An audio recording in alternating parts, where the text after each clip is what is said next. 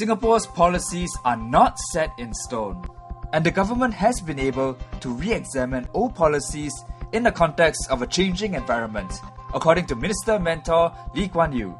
Speaking at the Tanjong Pagar 45th National Day celebration dinner held at the Tanjong Pagar Community Centre, Mr. Lee addressed over 1,000 grassroots leaders and residents. We don't set our policies in stone. We always re-examine our policies.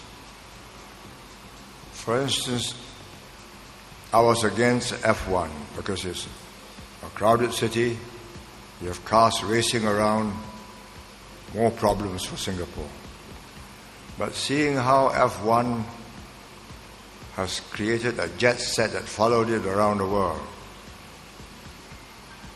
and the TV covers it, and there are spin-offs in tourism, food and beverages, we decided we'll have an F1 at night. And every year at night, we lay out the streets, and we're the first city to have an F1 with a night race and a success. It carries our skyline to billions of people across the world.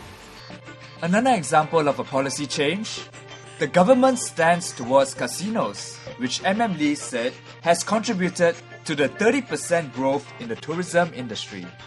I was against casinos because I saw Macau seedy, dirty, gambling, prostitution, money laundering. I said no.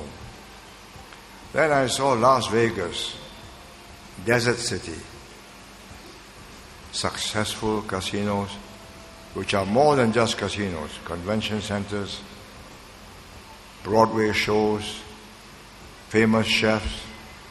So we now have two, Marina Bay Sands and Resort World Sentosa. Both doing well, both attracting more tourists and increasing revenue. Another feather in the cap, the inaugural Youth Olympic Games has set a milestone for the country. Using the YOG as an example of how far the nation has come, MM Lee reiterated the importance of a level playing field and English as our working language. But there is something that Singaporeans can still do better. But there's one sector where we are not doing well, and that is we are not reproducing ourselves. Singapore's married couples do not want many children. The average is 1.22, which means in one generation, our population will go down the next generation by half almost.